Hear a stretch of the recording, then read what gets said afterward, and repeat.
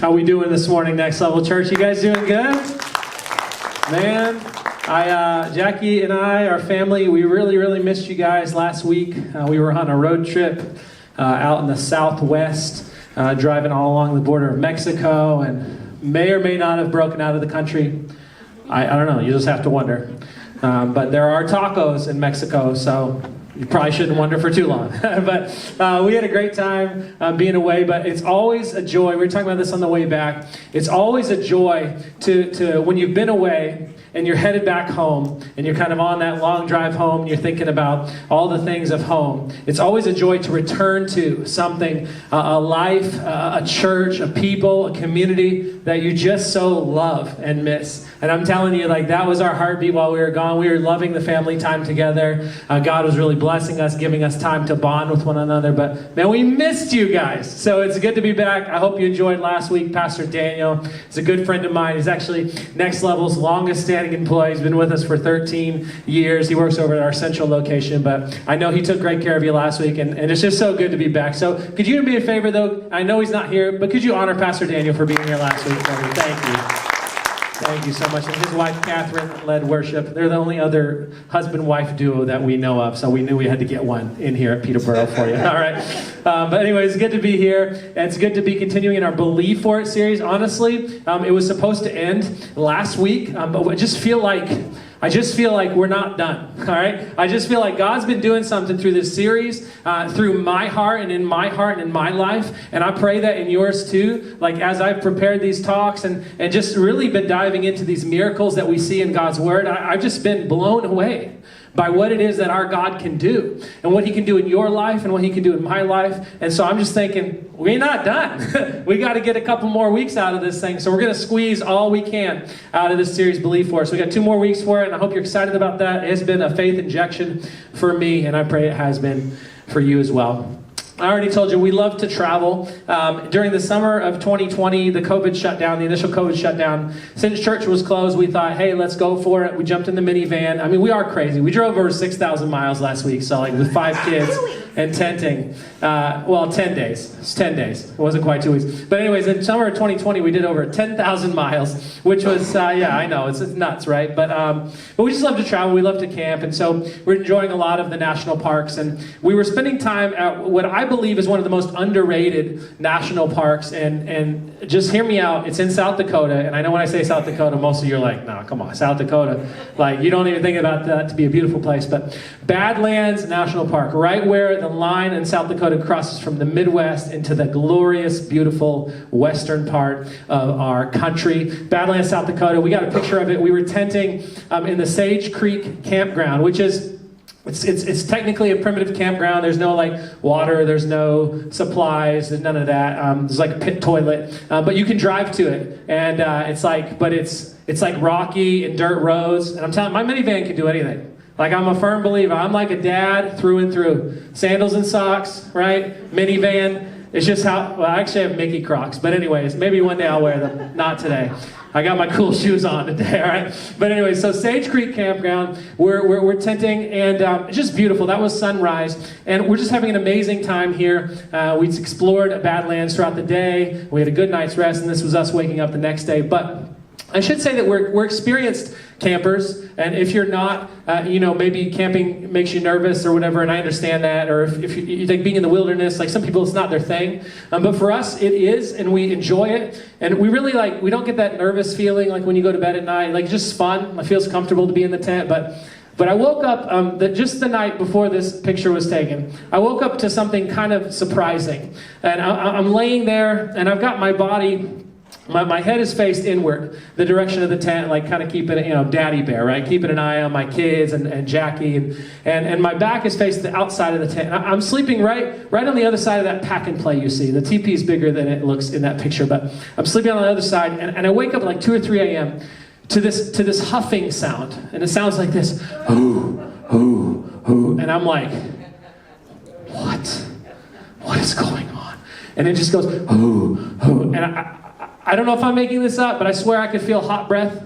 And I'm like, oh my gosh, I guess we're dead. I don't really know what's going on. And so I told you, I'm faced inward in the tent. And like some slowly, very slowly, and very quietly, I assure you, was craning my neck to see what it was that was about to kill me. And I looked back, and sure enough stands there a 4 to 5 foot tall, not making that up, 2,000 pound American male bison.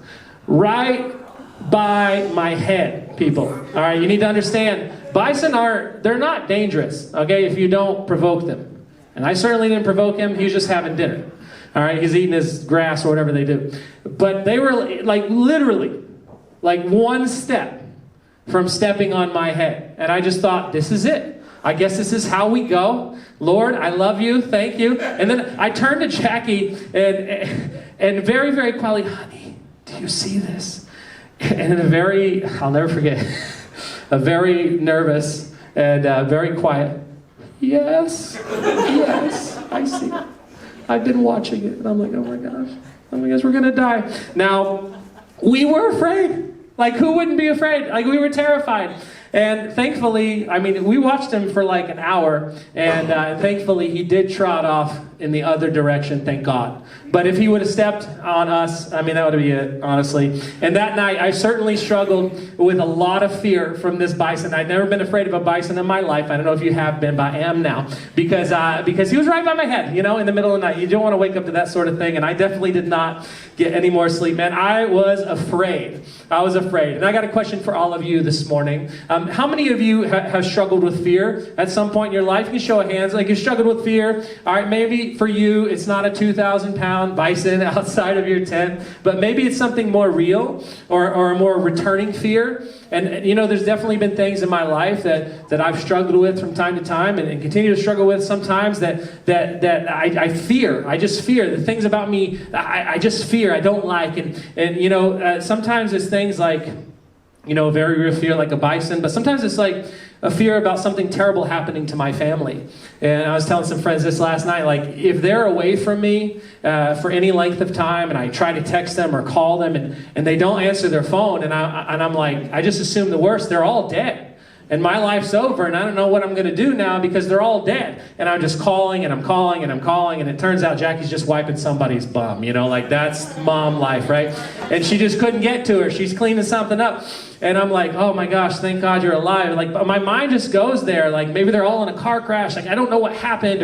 Or sometimes when we're out, like, I can be like what you call a helicopter dad a little bit. Like, especially my babies. Because, like, I mean, if they take one step, they're like falling off the side of that mountain. And Jackie's like, let them explore. And I'm like, no! And I'm like freaking out because, like, they're going to jump to their doom. You know what I mean? And now some of those are like reasonable fears, and some of those, I'll admit, are a little bit ridiculous. But just think about it in your own life. Do you ever struggle with fear? And could be a real fear, but could be fear of the what if. Are you with me on this? Like, what if this thing happens? Or what if this doesn't happen? Or what if this relationship that I'm in, that I'm struggling to maintain and keep together, what if it doesn't repair, right? We start to think about the worst. Like what if I don't climb out of this financial debt, this financial hole that I find myself in? What if this cancer never goes away? What if this COVID thing never goes away? Like, what if, man? And it's these fears of what if that just drive us to a point of terror. And fear is often the fruit that comes from an unhealthy desire for control. If you really think about it, like, I couldn't control if that bison took one step in my direction, so I was afraid. I looked up the definition of fear in the Webster, and he says, fear is defined as an unpleasant emotion caused by the belief that someone or something is dangerous, likely to cause pain, or a threat. Right? And if you think about it, all of our fears somewhat fall into that category. It's based on something that we cannot control, which is why we are afraid. But lucky for us, there's a lot of examples all over God's Word, all over Scripture. It's these great heroes of the Bible. That's what I love about this Believe For It series. We're exploring the lives of these great men and women who've done incredible things. God's used them to do incredible things, miracles. Like the song Jackie was singing, they've seen things, crazy things happen. Like, because our God's too good to not believe. And in these great characters of the Bible, they've seen these crazy things happen, and yet most of them struggled with fear, which is good news because it means they're just like us and that they're human. And even though fear is something that we all will face from time to time, at one point or another, we'll go kind of in and out of it in our lives, honestly. I always like to think that we're at some point in our lives, we're either entering into a storm, something we're going to be afraid of, we're coming out of a situation that we just had to deal with, or we're somewhere in between. This is the nature of living in this world. And so at some point or another, we're all going to struggle with fear. But as we open up God's Word, it's so encouraging because we find that the greatest heroes of the Bible struggled with fear, and yet they learned how to overcome it. And so I'm pumped because today we're going to be, if you have a Bible with you, we're going to be in the book of Judges. It's kind of an obscure book in the Old Testament, the book of Judges. If you have a Bible, you can turn there to chapter 6. If you don't, there are Bibles out at guest services. I'd love for you to get one. It's my gift to you. Enjoy it. But the text will be on the screen as well. But we're going to jump into another story of an Old Testament prophet. And we've been talking a little bit about prophets through this series. And prophet is just a person that God used to communicate through. So kind of like a pastor does today, like kind of what I'm doing, I'm delivering God's word to you. This is what the prophet would do, but they didn't have this, all right? They didn't have God's word, so it was literally just a word from God into their hearts, into their minds, maybe even audibly spoken to them, and then they would deliver that to the people. And so we're going to be hanging out with this prophet. His name is Gideon, and he's in the book of Judges. And Gideon, let me tell you, Gideon is a guy with a lot of fears. Gideon is a guy who is very, very afraid. All right, he's very afraid of many things, and yet he's a guy that, even though he's fearful, God uses him to do an incredible, brave, and courageous thing. And we'll get to that in a little bit. But as we jump into the story, what I want to do is I want to give you some context for the story, and then we'll dive into Judges chapter 6, beginning in verse 1. But we're going to find Gideon, who's hanging out among his people, the Israelites. And the Israelites are the people who are supposed to be the people who follow the one true God. And then all the other peoples, like what we're going to read about the Midianites, these are people who don't follow God. They build up false idols and all that sort of thing. And so the Israelites are supposed to be the people who followed and trusted God, yet very much like us, very wayward in their devotion, very up and down, kind of dependent on the winds and the tide and how life's going. Is it good? I don't need God. Is it bad? I need God. Like, I don't know if you can relate to that. Sometimes I can relate to that. And in this story, we find Gideon. He's along with the Israelites, and he finds himself under attack from a group of people called the Midianites. And now, because the Israelites were not obeying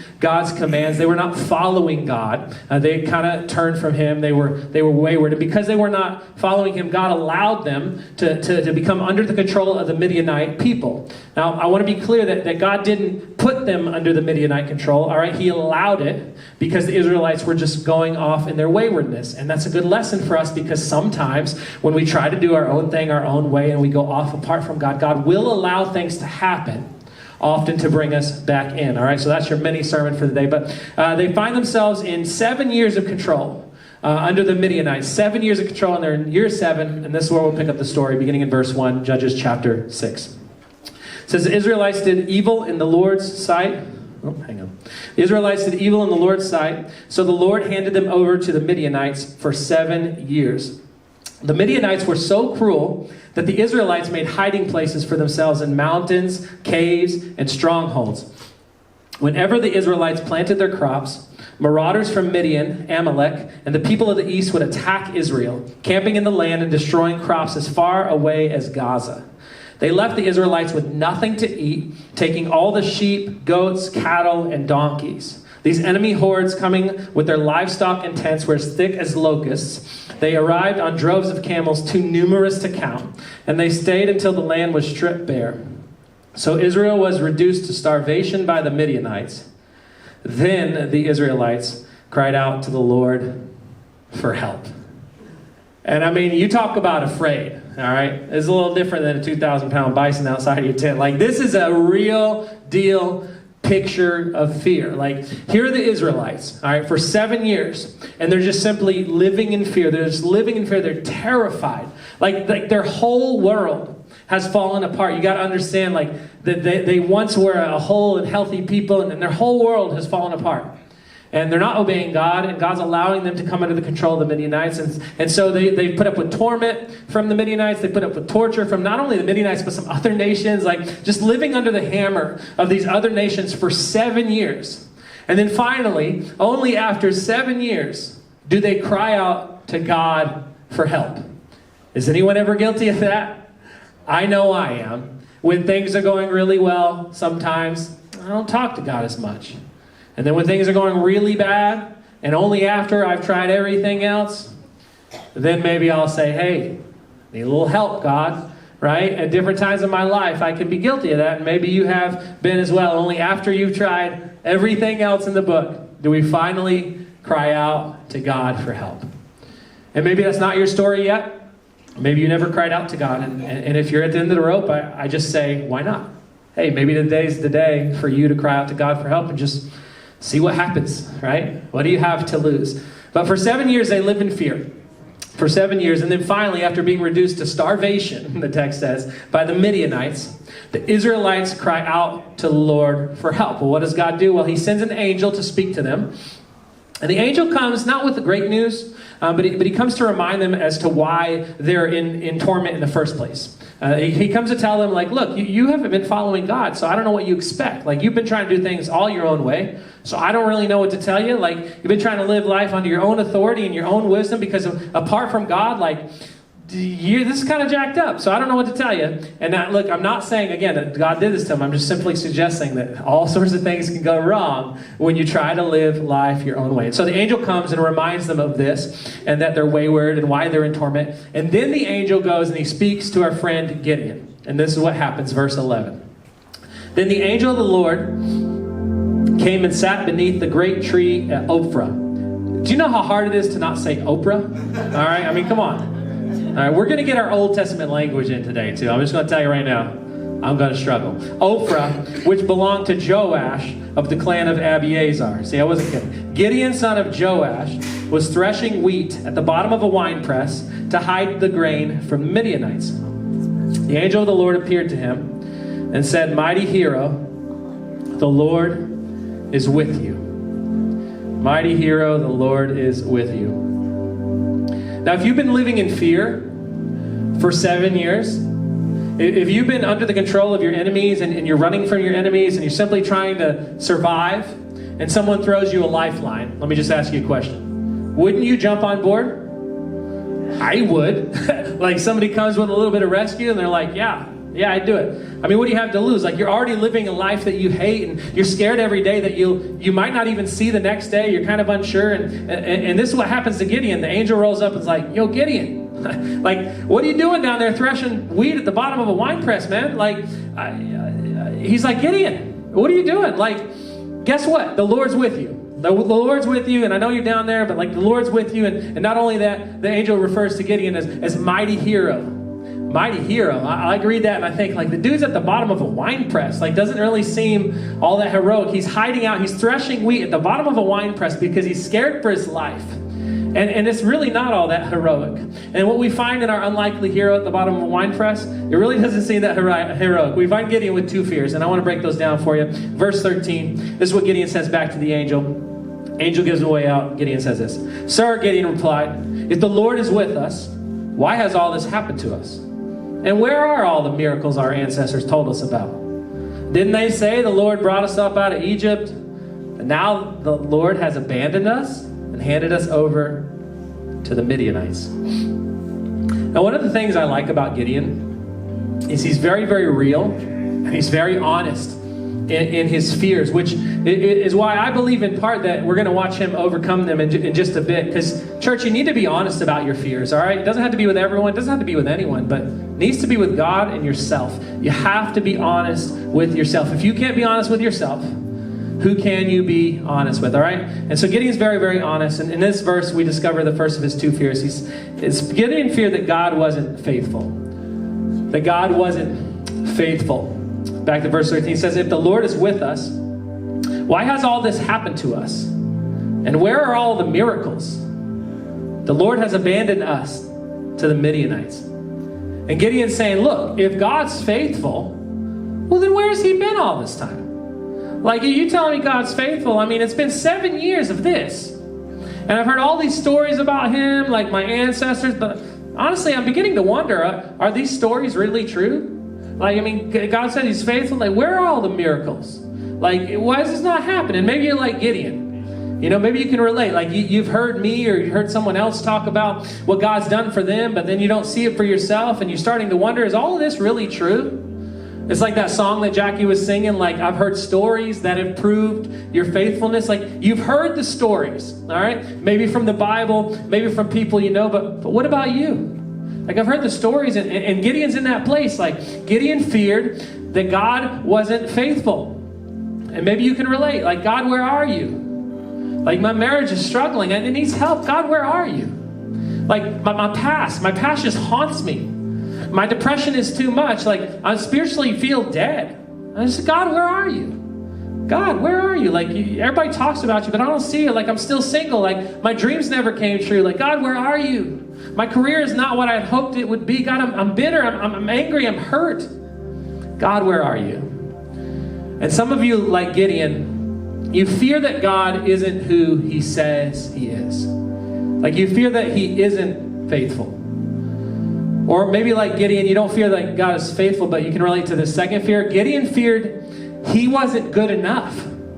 Gideon feared he wasn't good enough. And it's not that he doubted God's goodness, all right? It's that he doubted himself. Let's go to verse 14, chapter 6, 14 to 15. Then the Lord turned to him and said, go with the strength you have and rescue Israel from the Midianites. I'm sending you. But Lord, Gideon replied, how can I rescue Israel? My clan is the weakest in the whole tribe of Manasseh, and I'm the least in my entire family. Now you're looking at Gideon now and you're thinking, talk about a lack of self-confidence. This guy, huh? Like, he is just afraid. Like, Gideon doesn't only doubt God's faithfulness, he doubts himself. Like, God comes to him through the angels, like, God, you got the wrong person. Maybe you don't know who I am. You got the wrong person. Look, I'm the weakest person from the weakest family in my entire nation. Like, I think you've made a mistake, God. Perhaps you're in the wrong wine press, God. And maybe you better go on and find somebody else. And maybe you can relate to this fear better with Gideon. Like, you don't feel good enough. Like, maybe you've heard God speak to you. He's put something incredible in your heart to do. And then if you just pursued it, but you just don't feel that you're good enough. And because of that, you hesitate and you feel you fear failure. Or maybe it's time for you to step out into that new direction in your career. But you know what? You're a little too old. And maybe you're not going to really make it. You're a little incapable. Surely God didn't tell me to do that. I'm not good enough for that. Or maybe it's just a simple invitation to share your story of what God's done for you to your coworkers, right? Or your school or wherever you're at. Like, and to share your story because you could help somebody that's struggling with that same thing that you once struggled with or you do struggle with. But do you really have the words? Could you really be that honest? Could you really be that vulnerable? Like, could you really be the person to do that? Or maybe it's even an opportunity to step into a different kind of life. To step into the life that you actually want.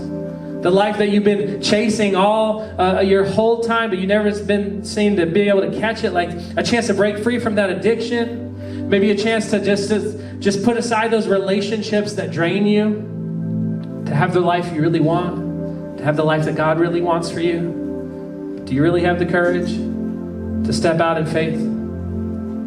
Look, like Gideon, we often fear that we're not good enough. Or we don't have enough. We're too far gone. Yeah, you don't know the mistakes I've made, though. I'm too far gone, Pastor. You don't know. You don't know what I've been through. You don't know how many times I tried. I'm too far gone. I'm too far removed from God's loving hand of salvation. And if you can relate to Gideon and his fears, if you see yourself like he sees himself, not good enough or too far gone, the dude's hiding out at the bottom of a wine press. And maybe we can learn from Gideon to see ourselves the way that God sees us, because fear is gripping. Fear has a way of clouding our judgment. A couple of weeks ago, I told you the story about David and Goliath, and I talked about how the lies that we believe have the ability to cloud the truth, and we can't see it. And it's the same with fear. When you allow yourself to live in fear, like Gideon's doing, when you allow yourself to live in fear, you'll never be able to fully walk in the freedom that God offers you. Like when you find yourself in the bottom of a wine press and you're hiding out from your enemies and you're running scared from your fears and you're just threshing wheat and you're trying to survive and it's day in, day out and you're just trying to make it to the next day and you're hoping for a different outcome. but unable to see one. When you're allowing fear to overtake you, like we're going to learn from Gideon, God's offering a different view. God's got something different to show us. And he's offering a chance to step out of the winepress and into more. Let's go back to verse 12. The angel of the Lord appeared to him and said, "Mighty hero, the Lord is with you." I want you to remember, Gideon sees himself as the weakest in his family. All right, he's the weakest link in the weakest tribe, and currently the weakest nation of Israel. Like, it really doesn't get any worse than that, like the bottom of the barrel, does it? And this guy's literally at the bottom of a barrel, like he's in a wine press. Like, it's not only his view of himself, but his actual position. He's in the bottom of a barrel, and God appears to him through an angel and says to him, mighty hero, the Lord is with you." Like, Gideon's in the bottom of a wine press, and he's afraid for his life, and he's just threshing wheat, and God comes to him and calls him a mighty hero. And this is the first thing that we can learn from the man living at the bottom of the barrel. That maybe it's just time to view yourself through the eyes of God. Show of hands, anybody ever been to one of those fun house type places, like at a carnival where they have all the mirrors? You ever been in one of those crazy things? Like all the crazy mirrors that make it look like different types and shapes, right? The ones that like invert your eyes, and there's like 1,000 of you surround, and it looks like a spider. And the ones that make you look short and fat, or the ones that make you look tall and slim. You know those ones? Like, I'm convinced that those are the mirrors that they put inside of dressing rooms, like Target, because I swear the shirt looks better at Target than it looks when I see a picture of myself or my own mirror. But anyways, that's my problem, not yours. I apologize. Listen, some of that could be due to the donuts I had on vacation, but whatever, all right? I didn't look like that at Target. That's all I'm saying, all right? So this is Gideon, all right? He's not in Target, all right? But he's at the bottom of a wine press, and he's afraid for his life, and God appears and calls him a mighty hero. Now, he's staring at the walls of this wine press, and I bet the word hero is the farthest word that he would use to describe himself. Like, I bet if you were to put a mirror in front of Gideon, just a regular old mirror, that he would look at it, he certainly wouldn't say that he saw a hero. Like, he'd probably say that he saw just a scared, afraid man who's kind of like a little boy. He's a timid failure. Someone who will very likely starve to death at the bottom of this wine press. And that's what Gideon sees, but it's not what God sees. And I need you to catch this, that God shows up and says, "Hold up a minute, Gideon. I see a mighty hero." Like, I know it might look bad. It might look like there's no way out of this situation, but you need to remember to see yourself the way that I see you, and what I see is a mighty hero. What do you see? And church, what you focus on magnifies. And can I tell you that your circumstances will never change until you change your view? Because what you focus on magnifies. Your circumstances will never change until you change your view. So what do you see in the mirror? When you look in the mirror at yourself in the morning, what do you see? Do you see a failure? Do you see an underachiever? Do you see someone who is unlovable, uneducated, someone who's too far gone, a lonely person? Maybe when you look in the mirror like Gideon, you see someone who's at the bottom of the barrel, living in fear. What about this one? You see someone with a lot of potential. I used to hate that phrase. That's what everyone in my entire life ever said to me anytime that I failed at something. Anytime I didn't get it right, anytime a job didn't work out, anytime I didn't make the sports team, anytime anything in my life didn't work out, people would just say, "Kenny, you're such a great guy. Boy, you got a lot of potential. Man, if you just live up to that potential, you got so much potential. Wait until you live up to that potential." Church, I hated that. I hated that worse because I believed it. Like, I believed that that's all I had. I was just a boy who had potential. That I really wasn't ever going to accomplish anything. I was just a boy. When I looked in the mirror, I just had potential. And that's all I saw, because that's all anybody said to me. Potential. And nothing else. And I believed that for years. Right up until the moment I decided to see something different. Until the moment I started to look in the mirror, and instead of seeing a boy who had a lot of potential, I saw what God sees. I saw a son of God who was going to start living up to what God saw in him. A man who was a beloved son of God, a man that God was going to use to accomplish great things, a man who had a beautiful family, who had a wonderful wife and wonderful kids to lead. And even though he never had an example of a loving husband or father in his life, that's what I chose to see. And can I tell you that what you focus on magnifies, and that your circumstances will never change until you change your view. You will never leave the wine press a hero until you begin to see yourself like God sees you, as a hero. So what do you see when you look in the mirror at yourself? Forget about potential. All right? It's time to look in the mirror and you're going to see what God sees. Because our God has a different view. He's not only in the wine press with you, He's above the wine press, He's below the wine press, He's all around the wine press. He is with you, ever present to help in a time of need. He doesn't see potential. He sees the man or the woman that the Bible says is fearfully and wonderfully made. He sees the masterpiece that He intricately wove in the fabric of His heart before you even came to be. He sees son, He sees daughter, He sees child of God, and He sees a hero.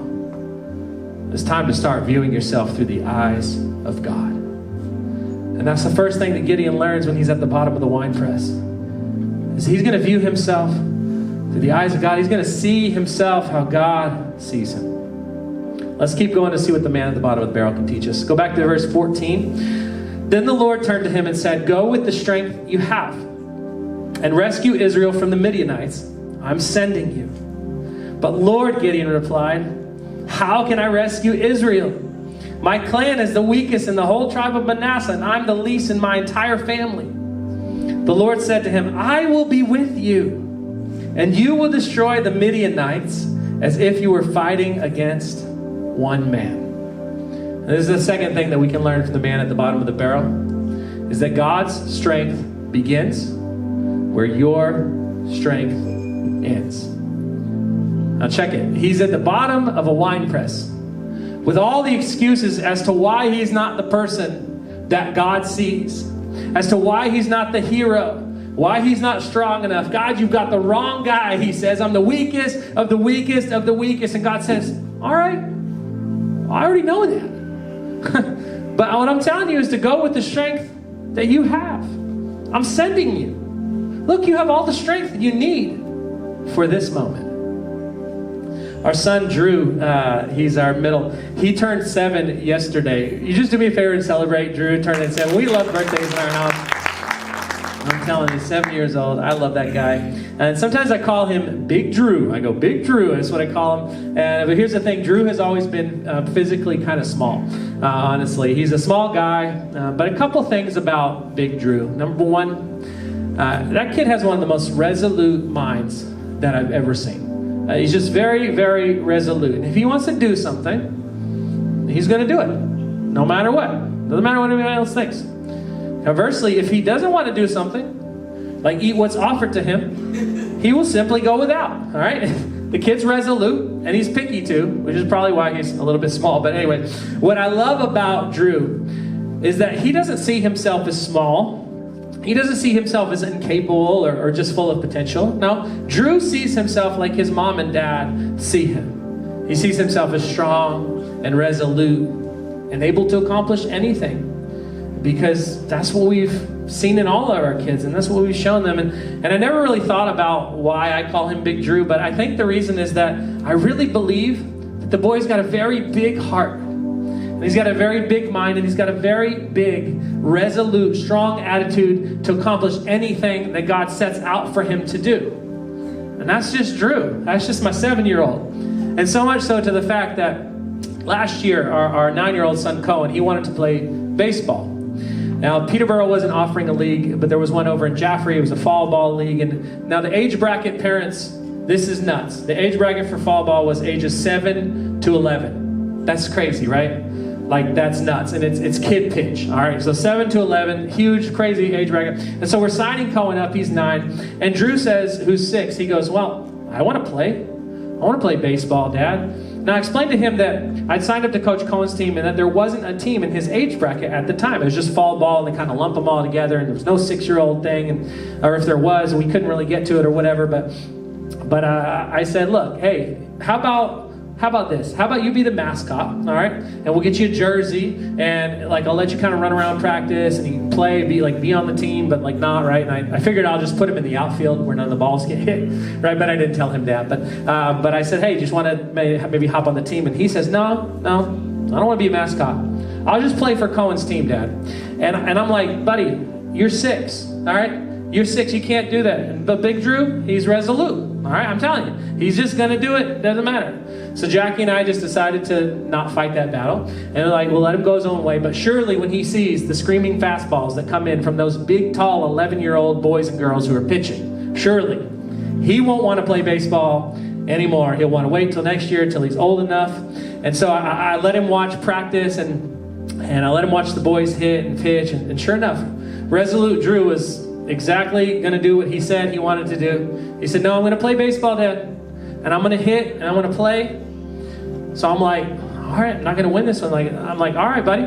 Hey, I believe in you, man. I really do. I believe in you. I'm right behind you, son. And if you want to hit, I will teach you to hit. And because he had the will, and he had the strength, and he had the resolute mind that he's going to play baseball, all right? No matter what. Drew is playing baseball on Cohen's team no matter what. So I figured I better help him out and start giving him lessons on how to actually hit and protect himself. So I took both my sons to the practice field to practice hitting off a real pitch, and over time they got it. And then it was the first game, all right? I need you to picture this. Big Drew, he waits his turn in the lineup, all right? And sure enough, at age 6 years old, standing less than 3.5 feet tall, all right, with a helmet that nearly covered his eyes. I got a picture of it right here. Look at that guy. Oh, my word. I'm going to get distracted. All right, so he's got a helmet that nearly covers his eyes, and Drew steps up to the plate. All right, it was zero fear and a resolute mind, and you know what happens? He wails a screaming liner, foul, just down the third base side, like off his second or third at bat, like Big Drew, 6 years old, hits a fastball, and it actually ended up being one of the longest hits of anyone all season, even though it was foul. And then later in the season, Drew gets hit by a fastball on his arm, right? And I'm coaching third, and I just drop everything. I run over there, buddy, are you okay? He just drops the bat. He kind of wipes the little smug off his face, and he just takes his base. And all the kids on the bench are like, that kid is invincible. Look at him go, man. Drew, come on. And they're chanting Drew. But you know what? He saw himself the way that I see him. He saw himself as capable. He saw himself as brave. He saw himself as strong and smart and courageous. Big Drew. And he stepped forward to play baseball on his own strength, on his own mind, on his own will. And then I gave him what he needed to hit the ball. And look, God's saying the same thing to Gideon that he's saying to you. He's saying, look, you need to go with the strength that you already have. That's from me.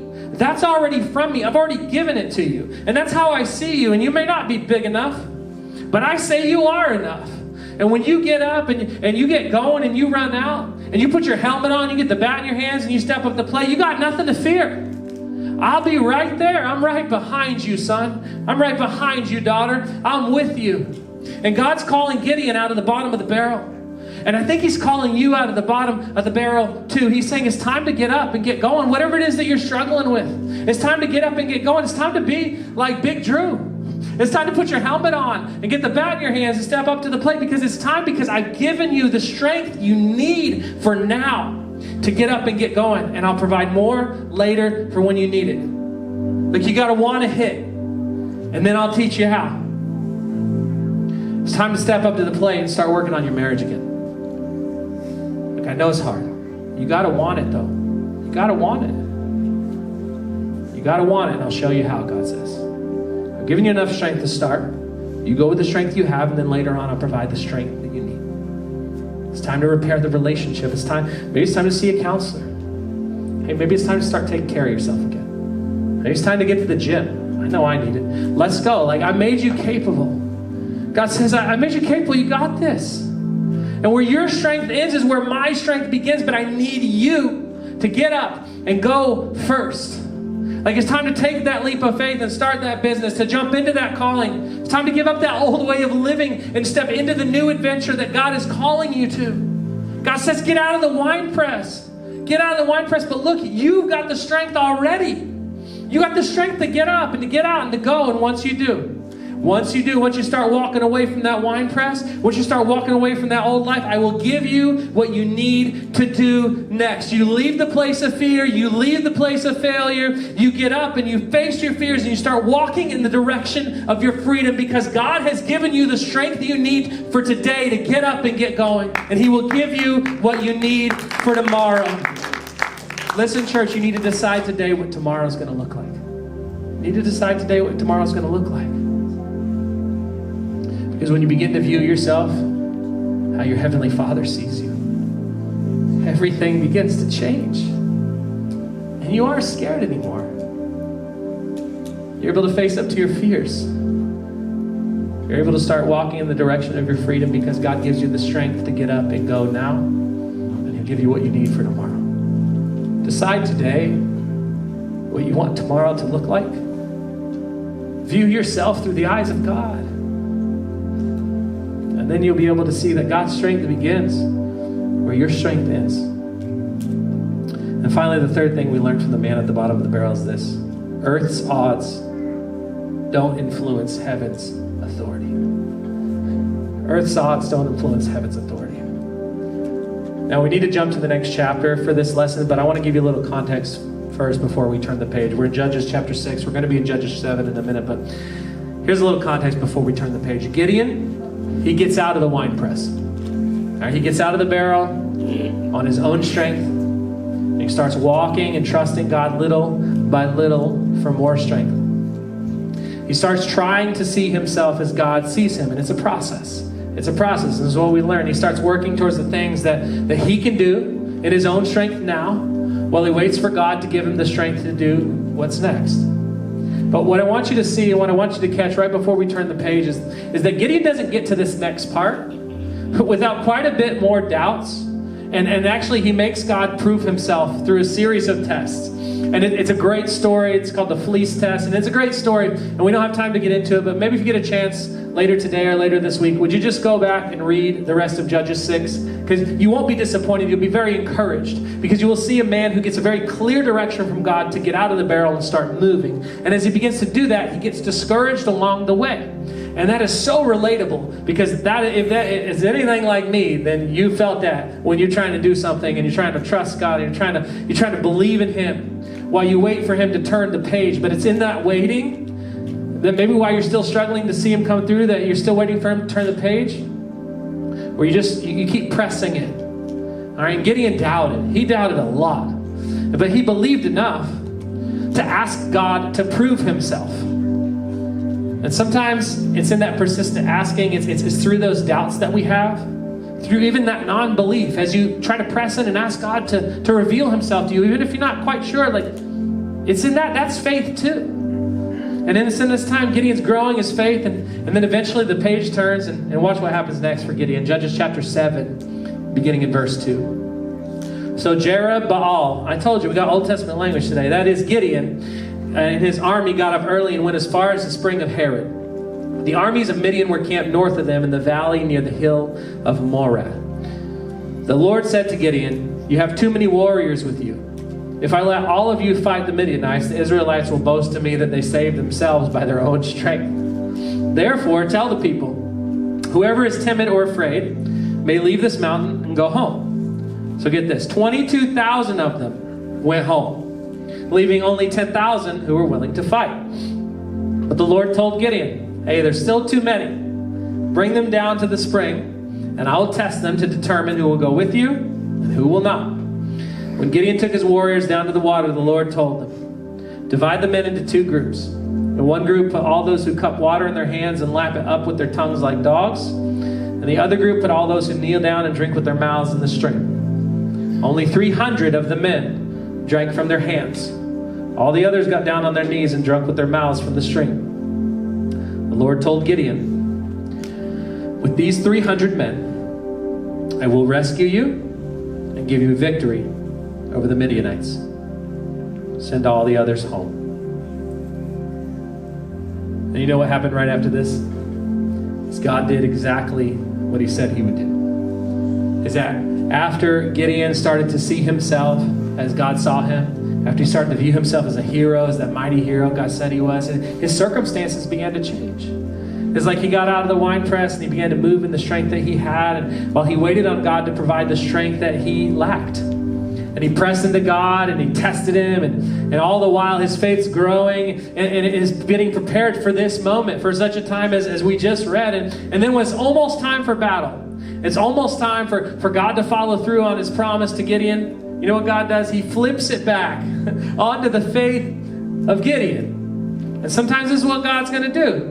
Because Gideon had spent some time testing God and pressing God and making God prove himself faithful over and over again. And now God says, it's your turn. It's time for Gideon to lean in and rely on the faith that had been built by God in the past.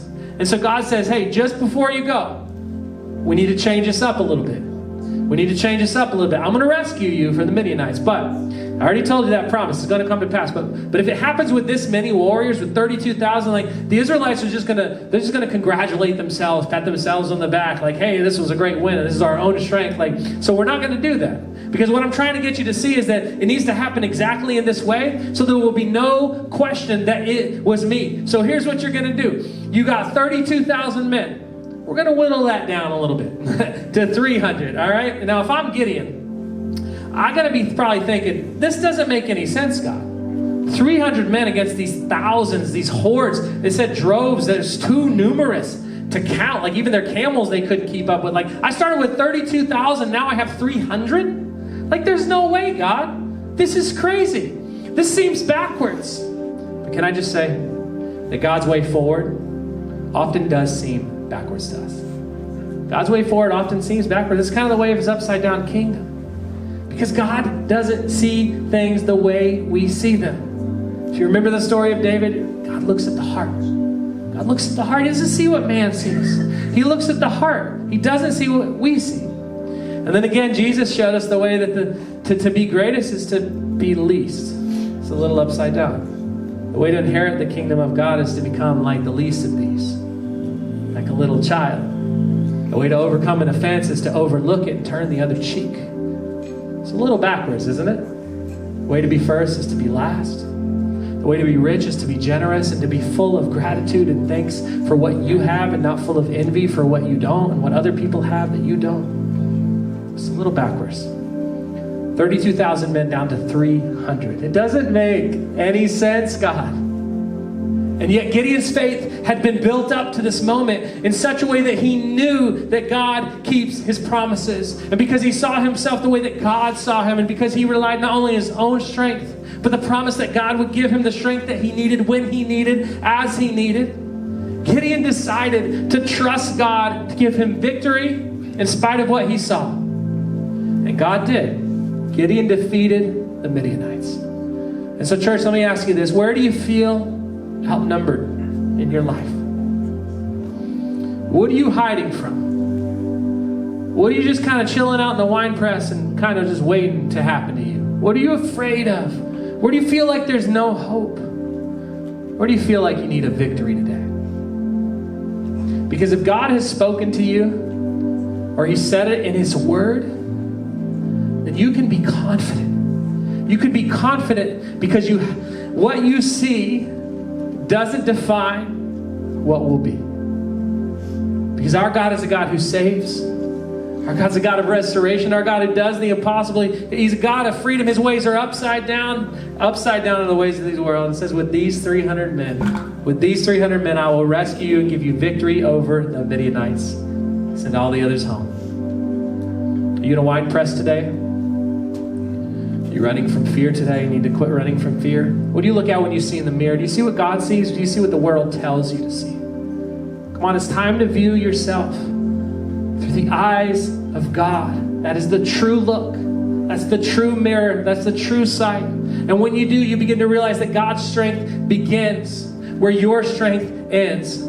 And I'm going to get up out of this wine press, and I'm going to get up on my own strength, and I'm going to start walking towards freedom, because earth's odds don't influence heaven's authority. He will do what he said he will do. God is faithful. He has a proven track record. He's come through time and time again, and it's time for you and I to start believing for God to change the way that we view ourselves, to start believing for God to change our reality, to change our circumstances. But it's only going to happen when we turn our eyes back to him and we begin to view ourselves as he sees us. It's only going to happen when we start to get up out of that wine press on the strength that we already have to start doing the things that we know we need to do and start walking the path we know we need to walk towards the freedom that God so desperately wants for you. I don't know what your wine press is, but I know that we all have one. So it's time to get up. It's time to get going. It's time to look at yourself through the eyes of God, because earth's odds don't influence heaven's authority. He will do what he said he will do. Believe for it, church. Believe for it. Jesus, thank you so much for this message today. Thank you so much that our faith is firm, but it's not always firm because it's firm for us. It's firm because you made it that way. Because you're the foundation, Jesus. You're the only way that we have connection to our loving Heavenly Father who wants to lead us and bring us into the promised land that he desires for us. It's only through you, Jesus. And so God, if there's someone here that doesn't have a relationship with you, it has to start there.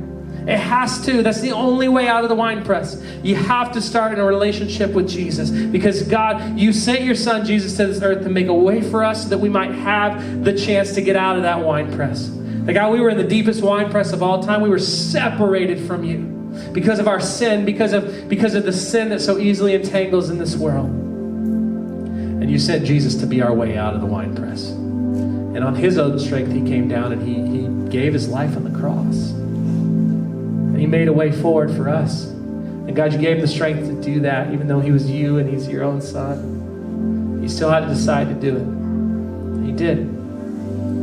So God, may we just model our lives after Jesus. May we begin to be obedient to what you're asking us to do.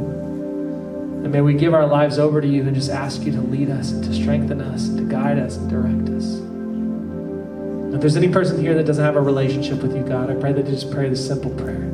Jesus, I give everyone and everything to you. Everyone and everything, including all my wine presses, all my mistakes, all my bad habits, all the things I know I don't want to do, but I continue to do. Got to give all of those to you. And I surrender them to you. I surrender my life to you. And I give you my life and I give you my heart. And I ask for your help to see myself the way that you see me. And God, I receive your love in this moment. As I give my life to Jesus, as I trust he's the way, the truth, and the life, the only Savior who could ever deliver me out of this wine press called life and death and sin and hell and the grave. And I give my life to you, Jesus. And I begin to get up out of this wine